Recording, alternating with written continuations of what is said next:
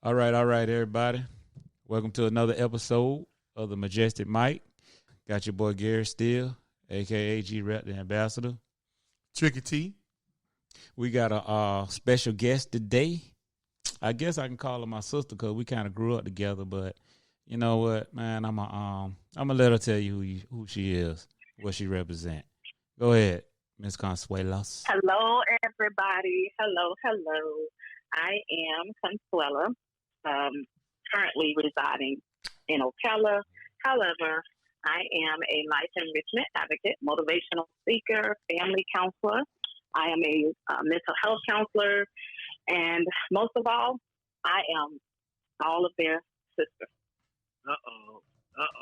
You sound like she's finna take us there tonight. You got all them titles. It's on and popping.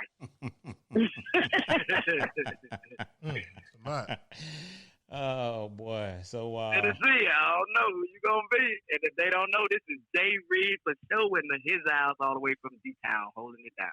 What D-Town? What's D-Town? Man, don't you talk about no Dallas, man. I don't want to hear nothing about Dallas. Man. Oh, man. Dallas ain't doing nothing. Dallas ain't been a hit. We ain't gonna go there. Yeah, y'all know what? Happy New Year to everybody. That's right. Happy New Year, everybody. Happy New Year. Oh my goodness, man! I can't believe we forgot. Oh my goodness, I can't believe we forgot to wish everybody Happy New Year. But from the Majestic Mike, y'all, Happy New Year. Happy New Year, everybody. Happy New Year. We gonna come in with this intro, and right after that, man, we gonna get into the show. We got a super hot title for y'all today. Why is it that men are intimidated to date successful black women that are independent? The Majestic Mike. Man, the Majestic Mike is a podcast that talks and covers everyday life situations and issues with a comical yet spiritual point of view. This type of podcast is to enlighten, educate, and entertain listeners from all walks and all areas. So, stay tuned. Are you ready to get it poppin'? Hello, I hope all is well, I hope all is right. Hold on, please take off your shoes at the Majestic Mike. Any problems that you have, please leave them here. I need you all to be focused and seeing clear. We got some topics for the soul, so please have no fear. Come a little closer, up ambassador, got something for you to hear. Tricky T, are you sounding clear? Jrigs and Glenda, are you ready to get it poppin'? It's Majestic Mike. It's the Majestic Mike. It's the Majestic Mike. It's the Yeah. All right. One more thing too, I forgot to let everybody know. Glenda would not be with us today. She had some family issues she had to take care of. But Glenda, we miss you. Can't wait the next podcast when you're on here. Much love, Glenda. Much love. All right. And if y'all Glenda, don't know, say what's the meat food. you know what? I'm gonna throw this in there before we even run into this.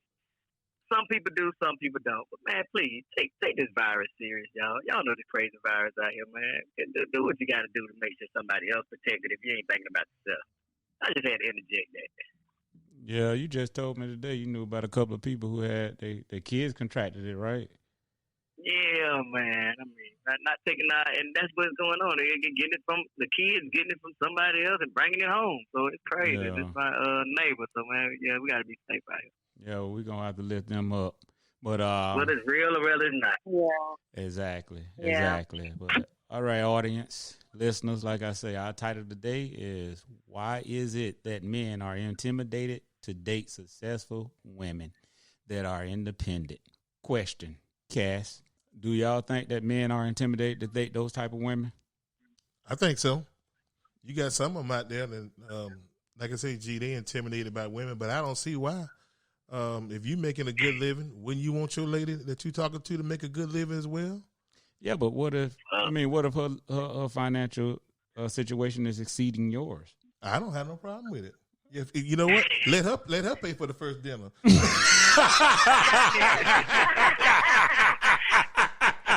Hey, T, you took the words right out of my mouth. You took the words right out of my mouth. Yeah, man. Oh, and then, man. if the truth be told, everybody, all men ain't, you know what I'm saying, intimidated by that. Some men actually go out there looking for that type of woman. Right. Hey, I'm on T. I'm over there with T. Well, you got the money. You want to act like that? Hey, first meal on you. Okay, all right. Well, Miss Consuela, you one of them. I think well, I think that I don't know. I kind of I go both ways on it because Jermaine, you said one thing. If you come out that way, that you are so much better or have so much more. So that was a good point you made. That sometimes women project themselves in a certain manner. And that would cause the man to be intimidated or feel that way? Intimidated. Yes. And then the other thing is we have to think about, is it that he really feels intimidated? Or is it that he's just saying, you're not allowing me to be the man that I am? Okay. Yeah, that's sounds good, Miss Consuela. That sounds good. Yeah. Y'all better start this thing all right. I know, right? I mean, and I got some words here that probably don't even make sense, but I'm just gonna put it out there anyway. And in my opinion, I think it's a psychological issue with society and a little bit of manipulation, programming, and what. Just think about this: as a young man growing up to be a man, what is that individual taught? He's taught that he is to be the provider of his home, to take care of his family. And I mean, for a man, that's a immense amount of pressure. So men grow up with the core value that we are the foundation and provision for our home and our families. So, you know, that when you grow up with that stigma, you feel as if you are totally responsible for the health and the well-being financially and every other area for your family. So then if your spouse or someone you make is making a lot more money than you, I think that might mess with your self-esteem a little bit. Well, G, let me take this thing to a real good level. I'm going to start the show off real good in this 2021. You know, I don't mind dating black girls or white girls when I was out there, but I noticed something. I said about 95% of the white ladies that I dated, they don't mind paying for the first meal, second meal, third meal, fourth meal, fifth meal. They don't mind that. They pull out that credit card so fast. And I love my sisters, but I have been on some dates with my sisters, and I love them to death. When the bill comes, they go to the bathroom.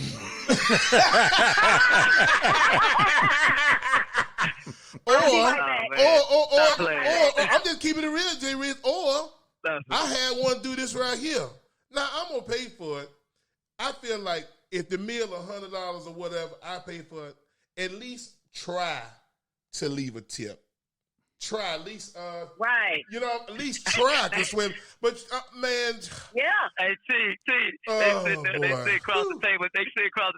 They're looking at you, waiting on you to pull out that table. Hey, bud, they just looking at you. Hey, Joker I found a Joker that went outside. I'm like, wait a minute, God, dog, man, you outside? I'm looking for you. I went to the bathroom. I went to the bathroom and went outside. Well, wait a minute, man. T, was she a successful black businesswoman or what? Let's just say this right here. She was fine as hell. See,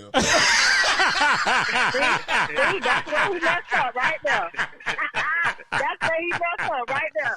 Boy. I tell her you money what. goes to her hair. Hey, that's where you messed up, because her money was going to her hair, her nails. Her money was going to all her surgeries, what she probably done had or whatever, and she ain't finna put it on nothing that you call yourself taking her a date on about. But that's the thing, is that when you find yourself in that situation, I think you need to reevaluate how you what you're using to date somebody, because that means your ruler needs to be adjusted for how you're saying, who is this person I want to date? Most of the time, reality is majority of people are attracted to the physicality before they even ask a question. Right. So That's true. You don't learn that she ain't coming out her pocket until you already stuck with a bill that you're saying like, dang, this running into my next week stuff or whatever. That's why you got to ask questions. That's why you got to find out. And I've come to find out that most of the time, because people don't want to ask certain questions, they find themselves in those situations that they're like, okay, well, this is the first date and the last date. Well, had you asked some questions you probably wouldn't have went on the first date. Well, Consuela, I did ask some questions. Right, The question I asked, like, girl, how you getting them damn G's? right. See? Oh, you asked the wrong. Right. Yeah, J-Man, I tell you, that was my youth, though. I don't know. I need to find out what he go get those ones from that's ready to pay. So Okay. okay, so Ms. Consuela, let me ask you this question. Do you feel that sometimes a woman that's successful like that her success will emasculate a man or make him feel inferior and without her even knowing that she's doing that?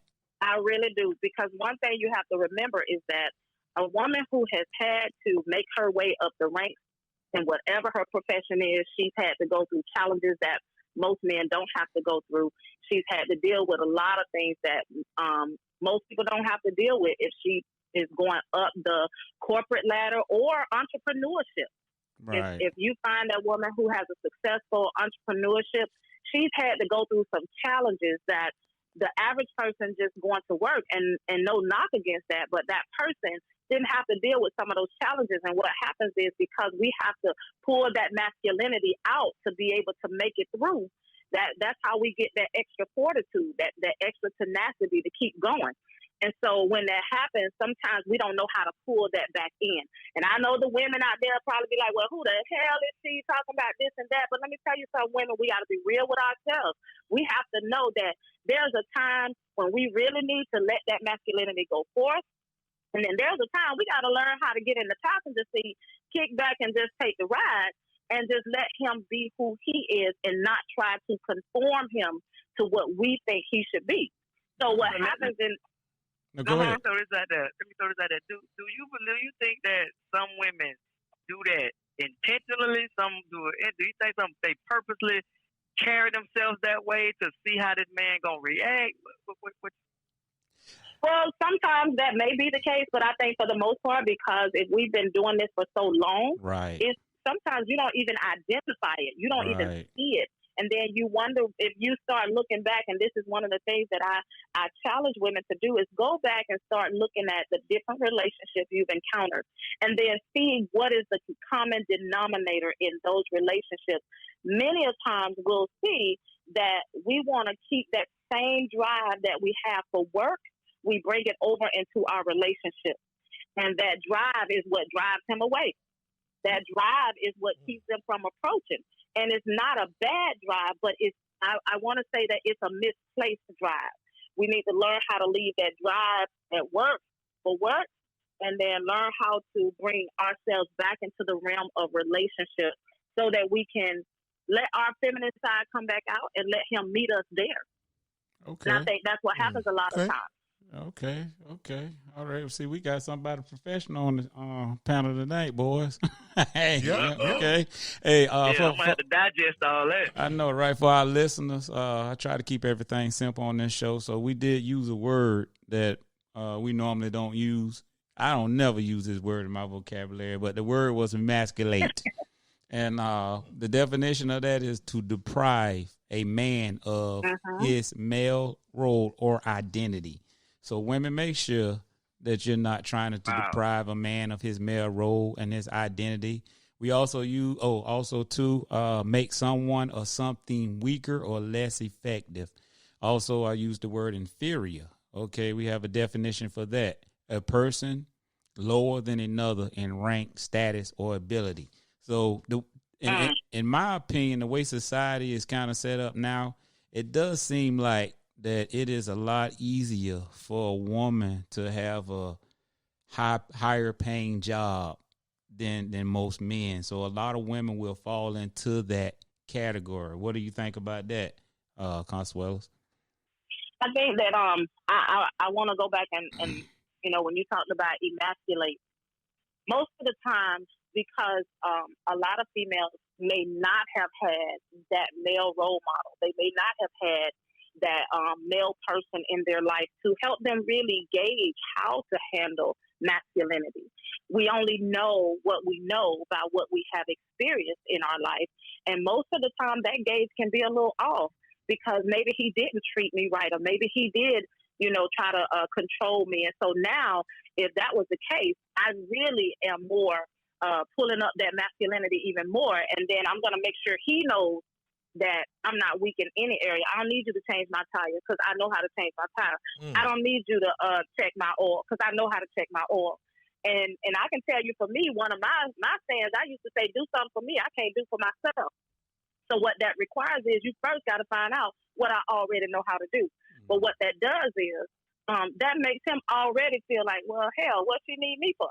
Right, exactly. If she feel like, you know what I'm saying? So that's what, when you say emasculate, a lot of times we think these little cliches we come up with, they sound cool and they sound like we, all up there and everything. But what we must understand is if we're trying to allow that male to find us, allow him to find us, we first have to really understand how we need to place these masculine things that we do have. Yes, use them for the time that we need to use them. But when he comes and he says, I'll be happy to check your oil for you. Oh, no, that's okay. I can do it. Let him check the oil. Right. Because that's what the masculine side does. Right. But I can tell you, for me, I'm real quick to tell you. I used to be real quick to tell you, I don't need you to change my tire. I don't need you to change my oil. I don't need you to check my oil. I don't need you to check my fluids in my car. I don't need you to tell me how to go do anything, because I had males that taught me these, but they taught me for the time that I may not have a male, not for when you have a male that's willing to do these things for you. So it's learning how to set back some. It's okay. It doesn't take anything from you. It doesn't make you any less of a woman. It doesn't mean that it diminishes anything that you've already experienced, that you learned, that you know how to do. Sometimes, even though you know it, sometimes you don't have to say it. Right, just let exactly. it be.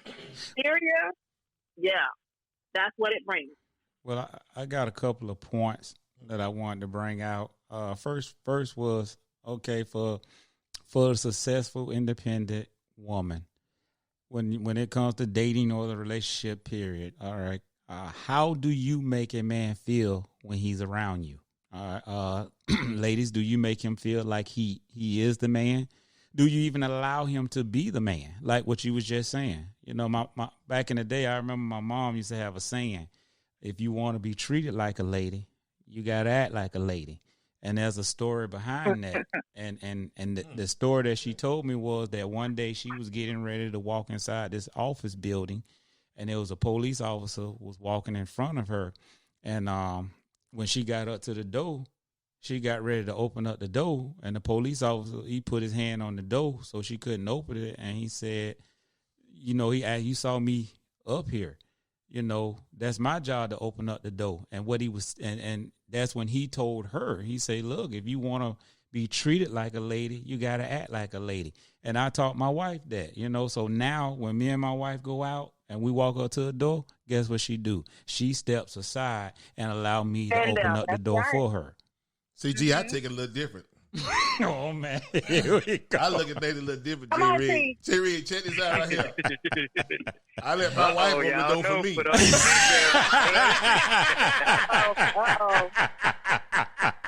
Jrigs, I let Michelle go out front, and she opened the door for me. See, Jrigs, I'm all about the 21st century. Oh, man. I'm like Sis say, I don't mind a woman that knows how to change the oil and wash the car and do all that stuff. You know what, Jrigs? Because guess what? All I got to do is get over in that passenger seat and let the seat back. I ain't mad, I sure need to talk to your wife. Oh, boy. He just sit back and let him drive. Go ahead, baby. You want to drive? Yeah. You got it. Go ahead. You got it. Shoot. I don't see the problem. But you know what? The thing about it, somebody will say, "Man, shoot, that's a sorry joker. Let that woman drive all the miles. That's a sorry joker. Let that woman open the door." But what you have to understand is, if that's the dynamics of your relationship and it works, you can't worry about what people say. Exactly. Because I was telling Gary, there's 3 T's that I will tell you all about, and a lot of times people want to try to put their perceptions and what they've been taught, what their training has produced in them onto the next person. If it works for your relationship, don't you let nobody else try to dictate to you how it should work or what it should do. Because, hey, if that man is the one that does the laundry in the house and that's what he's good at doing, then let him do the laundry. Guess what? Who says that a man can't do laundry? Because I bet you he had to do his laundry before he got with the wife that he with today. That's at right. some point. That's right. Right. So if it works for you, I say work it. If she happy, you happy, and there's nothing, man, work what you do. Do what you do, because none of them people gonna be there with you That's to be right. talking about, no, man, sit down, don't let, no, I'm sorry. That's what you tell them. You don't live here. Yeah, that's real talk right there, man. Because that's what some people have, that's what they end up doing, trying to make like, for example, you can see women even at the gas station, they're pumping gas, and my man sitting in the passenger seat, and guess what? You hear that woman over there saying that there ain't no way in the world I'd be out there pumping the gas, and he's sitting in the car. But you can't pattern your relationship after somebody else's relationship. That might be working for them. Right. But in your mind, because you looking on the outside and you judging what's going on inside of that house, just know what you want in your relationship. In other words. Yeah. Right. But we have to understand that. Mm-hmm. But is there an issue with successful business women? I mean, like emasculating their mate, making them feel inferior, even carrying around an attitude that I don't need a man because of my success. I just need company. Gee, maybe some relationships like that. You know what I'm saying? The guys don't want the women to make more money, but me personally, like I said, I don't see a problem with it. I like successful women. You know what I mean? Right. I don't have a problem with it, but there are those guys out there that do have a problem with it. Okay, but would you even go as far enough to say that maybe they may have a problem with it because they ran into a bad experience with a successful woman that was a little controlling, a little power strucken. You know what I'm saying? Mm-hmm. Yeah, I'd say so. Yeah, probably so. A lot of I think times, it go for both sides. well, yeah, it could, but on this side, we talk. The question is about women. Right. But well, I think for women, and again, what we have to realize is because there are so many women who may have come up without that male that would give her the proper instruction, because some of them may have had a male that didn't give them, I would say, sound, structure or sound how to be that lady and how to allow a man to treat her the right way because of their trauma. And so that takes me to the 3 P's I was telling you about prior to the conversation we're in now. In life, there's 3 T's. That's where we have our training, our traditions, and our trauma. And each one of us have those 3 T's in our life. And it is those 3 T's that we either allow to change us for the better or to control us to stay where they have taught us. And when you look at those 3 T's, if you ever just sit down and think about just yourself, think about the training you've gotten in your life. And that training can be from a parent, it can be from a teacher, it can be from church, it could be from another guy in the neighborhood, but your training. Then your tradition, basically how you were brought up, the things that you were taught. Like you said earlier, you said men, boys were taught they were to be the provider and the protector. As you grew up, you were also taught you were supposed to be the priest, the one to look over your household. And so with those traditions, they tend to bring on different behaviors. And then you have traumas, the hurts that you've experienced. As one of you said, because that gentleman may have had a woman that tried to control him and wanted to just, walk over him or really just down him and spoke ill to him, told him he was nothing, he would never be nothing, he was sorry, he's no good. And so when that has happened over time, those 3 T's are what you see reflecting in relationships. And so if you imagine that woman has her 3 T's, even as successful as she is, she still carries those 3 T's. Right. And then that male that she encounters, he has his 3 T's. And because they're so different, you're trying to bring those three T's together that maybe neither person have really had any true resolve to in their life. And now I'm trying to push mine on you and you trying to push yours on me. And it just don't work. So when you look at those three things, as we look at these relationships, and then we wonder why some of us successful women may not be able to maintain a relationship, or because sometimes we don't look inward, we always look at the other person. Right. I'm guilty of that. I know for myself, it took me some time. I haven't always been where I am today, and I couldn't always say the things that I say today because it sounds like I'm against women. But what I'm saying is, many a times we want some things, but we're not willing to give up some things to get those from that male. And then we want to try to have him to be what we want him to be, not who he really is. And then that's why we can't have him. That's why we don't have him. Right. So when we look at that, I think like T said, hey, if this works for me, then let it work. But sometimes also women try to find their worth in their relationships, and then they try to define it by what they have attained, the knowledge they've acquired, the positions that they have. Even though they're great women, but they identify their worth by what they do, what they've achieved. So they found themselves that they can do more, but to make them feel more worthy. So if I make more than him, I feel damn good. Right. Because I know I can control a lot more. Exactly. And see, that brings me up to another one of my bullet points. Ladies, are you really looking for a man or someone to control? In other words, are you bossy? I mean, because I'm like this. It can only be one penis in a relationship. And if it's two, somebody got to tuck theirs away. And it ain't going to be me. If they tucking it away, you gotta check to make sure who you pick. But see, I think there's something that everybody missing in this whole thing right here. See, I look at things from a whole different angle. Man, whoa, y'all hear this right here? Me personally, back in the day, I wanted C, R, and H. See, you got yours, but I got mine. I used to want women with bad credit.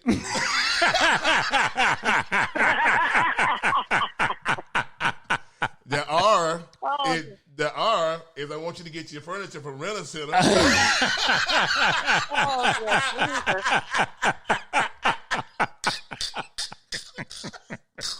Oh boy! Hey, Jrigs, don't forget about don't forget about the H. The H is I want your own hood. Oh my God! Hey, Consuella, now let me tell you why back in the day I wanted them on that. See, y'all got to listen to the whole theory. I want you to make sure you specify you want it. That's not what you want now. That's I'm happily married now. But back in the day, I did that right there because you know what? Most of the women ain't had no daddies in the home. And I'm the kind of women I want to date. Right. Oh, you the daddy. Yeah, I kind of run things like I want to run it now. You know what I mean? Back then, so boy. Those are I don't have the three T's like you got, but I had the C, R, and the D. So. But that's true though. Why he's saying that, and it's funny, but that's so true. That's what a lot of women were searching for, was that daddy. Come be my daddy. I do whatever you want me to do. I'm gonna pay the bills. I'm gonna go out and work. I'm gonna make sure you got all the Cocoa Crisp cereal you want. I'm gonna make sure you can watch TV all day. I'm gonna make sure you just got a nice, comfortable couch to lay on. Mm-hmm. You ain't even got to get up and go to work. And that's what a lot of them were missing. And so when you find that's what they want. They want somebody that, they can just sit there and go to work and take care of, and he just do what he do. Unfortunately, that's because, like you say, a lack of a father in the household or a male role model that will help them build their self-esteem, because that speaks to low self-esteem and their low self-worth. That's my job, Consuella, to help them build up their self-esteem. As long as it's directed towards you. That's right. Oh, boy. Well, Consuela, let me ask you another question. As being a successful businesswoman, did you, like, when you're dating, do you have, and I'm gonna say this way, did you have a fairy tale type vision of the level of success that a man had to meet up to be with you? And what I mean by that, did his career have to be right there with you or exceed your career?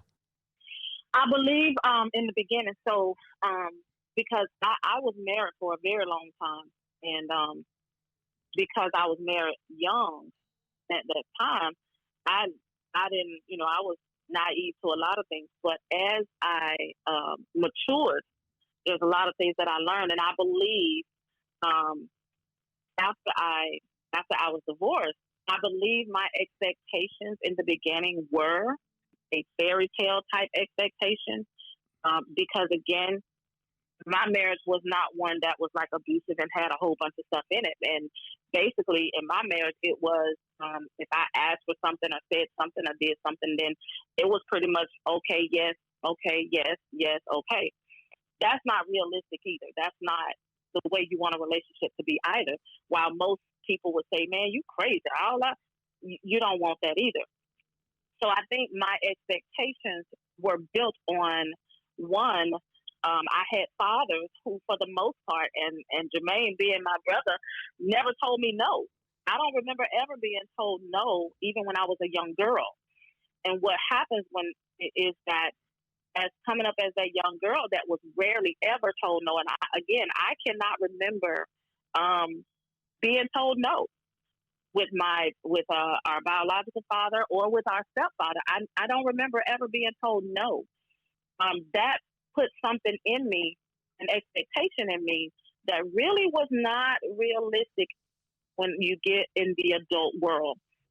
And so, but then my children's father, whom he never really told me no. So, of course, if you think about it, this is over a course of 20-something, 30-something years. I didn't have that male that really told me no. So for me, my expectations and my thoughts about the relationship and what to expect, I feel now were really fairy tale or whatever you want to call it. They were unrealistic expectations for a realistic relationship. Right. Because you don't tell me no. No was not an option. So if you were, oh, I'm sorry. Go ahead. Uh-huh. No, I was going to say, so if you, a successful businesswoman, maybe you own your own business, and you would have met a mechanic, but he was a good man, how would that have played out for you? I did have met people who were not in the business world. They had to, their mindset had to be there. They really had to have, first of all, a mature conversation. Secondly, I needed to know how you handle yourself, because whether you're a mechanic or a master electrician, I need to know how you handle your finances. That has always been a big deal for me, because you could be a mechanic, but you know how to stack it. So, and you know how to pay your bills, and you have your own place that you know how to keep that your bills are not late. A lot of times, that's what I look at. Mechanic or not, you making some money. I just need to know how you handle it, because how you handle your money determines a lot of how you're going to be successful in whatever you do. So I can meet a mechanic and he can be dirty. I just need to know what kind of finances you have. How are you handling your money? Sometimes you may meet. I've met somebody that just came out of they had some stuff that happened in their life, and they didn't have money saved up in a bank account because they just had to spend it all. Okay, so apparently you know how to do this. You're just at a point in your life right now where you need to rebuild. Okay, everybody may go through that at some point in their life, but I need to see how you rebuild. So how easy then is it for that type of individual that in a situation like that to just date a successful businesswoman? Because he has to be confident in himself. He got to be confident in himself. He got to have some his self-esteem has to be there. He has to believe that he is just as strong, or that he is still that same man that has the same character, same integrity, that has the same level of masculinity that he always has had. If he used what he has tangibly to define who he is, then he's going to find himself in that up and down roller coaster of always not knowing who he really is. And that takes a man really finding out who he really is himself and being confident in that. You may run into a woman, and because she may not be confident, don't you let that deter you. Then you move to the next person. Don't let that person just, you know, let you feel like you're not good enough or you don't have what it takes. You may not have what it takes for that person, but you got what it takes for somebody. Right. And that was one of the things I had to learn. You may be good, but maybe you're just not the good person for me. And that's what I had to realize. No hard feelings. Well, I kind of like, I don't know, man. I agree to a certain extent because it's making me think about a movie. I cannot think of the name of that movie, but Kevin Hart was in it. What's that guy with the pretty eyes? What's his pretty eyes? Yeah, it's a dude. English guy? Yeah, English guy. I know he played in that movie where he was dating Taraja. Taraja B. Henson. Yeah, but she was real successful and he was the cook in a kitchen, but she really was digging it. Oh, I know what you're talking about. Yeah. I know. Yeah, she really was digging it, but she was getting a lot of pressure, not only from he wasn't on her level, but also from her friends. That was, girl, you dating somebody? Right. Yeah, you dating. So how do you combat that the peer you didn't pressure? Want to tell them. Yeah, that's the thing. You got to know what's good for you, man. You can't. That goes back to what I was saying with Tara earlier. You can't let people dictate what's going to be good for you, because if that's the case, you'll never have anybody, and they have somebody, and you by yourself. What's wrong with that picture? Look, it's what you know they do. No, our friends in real life. Some of us, our friends do dictate who we are or who we get with. Yes. And then, and then too, with being a man, what is how do you even define a man? How do you define success? Because success could be defined in many different ways. You know, if you set your mind to do something, if you set your mind that, you know, you want to get in your car and drive to Walmart and you made it to Walmart, you were successful at what you did, you know? So how do you even define that? And how does a woman define whether this man is successful or not, you know, in order to date him? Money. Oh, yeah. Money. And I'm going to tell you why I say money. You can be 5'5", 500 pounds, but you driving a Bentley and you're going to get all the chicks. Yeah. 9 times out of 10. You could be bad body, everything, but that joke, and you know, I'm gonna go with this again, especially our sisters, because we know we do that right there. Girl, he ugly, but boy, that joke got some money, girl. Girl, you better get with him. He got money. You better get with him, girl. You know what I'm saying? We don't even like the person. Me personally, if I don't like you, I don't care if you got money or not. I'm not getting with you. Right. Yeah. You're right though. A lot of times people look at money, but how many people you know that have the money and they miserable as hell? Right. They flat out miserable because that's what they base their relationship on. People go into relationships on tangible things, but see what people fail to realize is they look for commonality in relationships. Oh, he got money, I got a little piece of change. Oh, we good. No. Because what you have to understand, relationships are not built on commonality. They should be built on compatibility. If you find that somebody has all these same things in common with you, I can tell you, if you look at that relationship, one, see how long it's going to last. Number two, see how happy they really are. And number three, ask them, what else are they doing in that relationship? Because if we have everything in common, what are we working for? But when you have compatibility is an asset to each other. That means where I'm weak, you have some strength. And where you're weak, I have some strength. That is how relationships are able to be built. Because people go in relationships saying, man, oh, I need him to love me. I want him to love me. Oh, she love me. Listen, you can have all the love in the world, but if you're not building anything, what are we doing? Okay, so would the successful businesswoman see a joker financially hurting and say, okay, he weak in that area. Let me help make him strong. Mm-hmm. No. I'm gonna tell you right now, the women ain't going for that bullseye right now. Hey, I come in there and bring some stability, all right. We'll balance this thing out, all right. But you know what, Jrigs? A man will do it. You know what I'm gonna do? Huh? I said a man will do it. Yeah, cause check this out. Yes, all right, before you go in there, check this out. Okay, all right. As a successful businesswoman, I mean, a lot of times you think that your accomplishments, your success, your independence, your smarts, strength, your intelligence, your beauty is what a man is looking for. That's not necessarily true.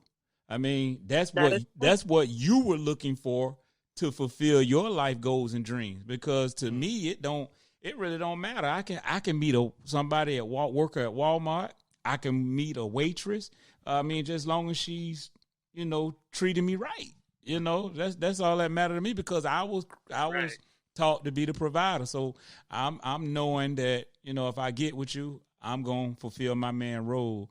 And if it go to the point of marriage or dating or whatever, I'm going to take care of who I'm with. So it doesn't matter to me. Well, how come women don't look at it that way, then? Because that's what I'm talking about.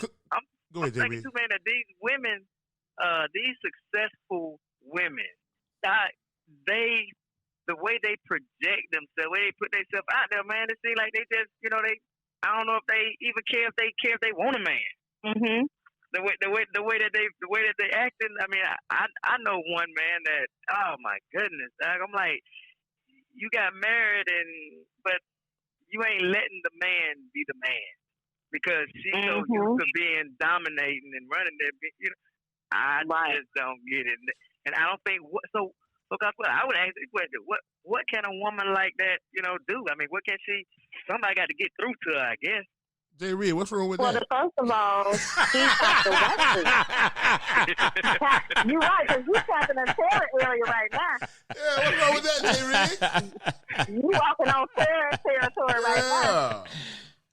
Because you had that man that went out there looking for him a successful woman, and he found her, and man, she ate his lunch. Oh, broke him down. So what? Jermaine, you saying she emasculated him? Yeah. Right. He violated. Yeah, he feel that, man. Violated. Yeah. He got violated. But I think too, Jermaine, with that, first of all, the biggest thing is that a woman has to recognize within herself that she wants to change that. Because no matter how much somebody talks to her, or even if he says certain things to her, and he probably, from the way you sound, it sounds like she done emasculated him to the point where he probably won't even say anything about, what he would like to see change or different. And so with that, it's a matter of saying, if she ever comes to herself to really be true to herself, why did she want a man to begin with? Just to say she have one? Just to say, hey, I'm successful and I can have a marriage too? Sometimes that's what it comes to. Some people just want the perception that goes along with a marriage or being in a relationship, and they thrive off the perception. Right. So, when you talk to someone like that, first of all, they have to be in the mindset to really be open-minded enough to say, hey, you know what, sweetheart, there's a part in there that says you want to just let him be the man that you said you wanted him for. Because a lot of times, many women will say, yeah, I want a man and I want him to be able to do this and do that. But when he comes in, you don't even give him a chance to open your door. You got to break his fingers because you done snatched the door open before he can even get it open for you. Right. And I can tell you my own personal experiences. I had that to happen because I wasn't used to somebody opening my door. I was opening my own door for a long time. So when you're in a habit of doing something, and I had to consciously tell myself, and then sometimes I found myself, I hurry up and close the door back before he got around the car, because I wanted to let him do that. Because what we as women sometimes fail to realize is that messes also with that male's ego and his confidence in himself to be that male. Maybe she don't trust me enough to be the male that she says she wants, because we can put a lot out there by mouth, but our behavior says something totally different. And when he continues to run into that, where you constantly opening your own door, you run up there to the restaurant door and you walk in and don't give him an opportunity to open the door. And I know, Terry, that's good, but at the same time, if you have a man that wants to do that and you deprive him of that, it may not last long, because he wants to be where he's valued just as much as he values you. Right. Well, I'm going to say this, and after this, we running out of time. We're going to have a part 2. But to answer that question about why do women like that want a man, I think the reason why they want a man is because that dildo ain't attached to a body. I'm tired of this. I need a real body. Well, that real body and don't even know how to treat him no more. Don't even know how to treat that real body. I know, right? Well, with that being said, look like we're gonna have to have a part 2 of this conversation. So I think when we start back up, we'll probably start back with some. Let me see here. Anybody got anything they want to say before we end it? Yeah, I got 2 things I want to say. Yeah, go ahead. Peace of man better than no man at all. And that's what they were saying. That's right. Yeah, they got there, man. Got frustrated with that dildo. Man, this thing ain't doing what I want to do. I need a warm body. You know, I was thinking about coming up with it. I was really thinking about coming up with a venture for women like that, because I know, you know, when you put that lube on, it'd be kind of cold. But if you can put a little heater in there and it'll keep it warm, that might help y'all a lot.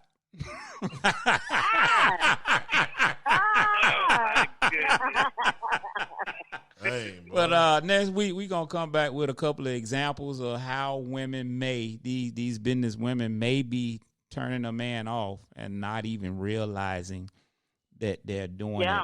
They're not necessarily trying to do it, but they have created traditions and habits, and like you say, the 3 T's that could be interfering in how they come off to a man. So with that being said, we want to thank everybody for tuning in to the Majestic Mic.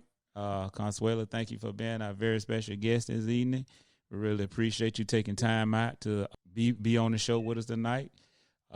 Anybody else got anything they want to say? Thank you. Yeah, I got one last thing I want to say to our listeners. I'm going to leave y'all with a good laugh so y'all can go to bed and get up and go to work in the morning. As far as I ain't going to work. It's Martin Luther King Day.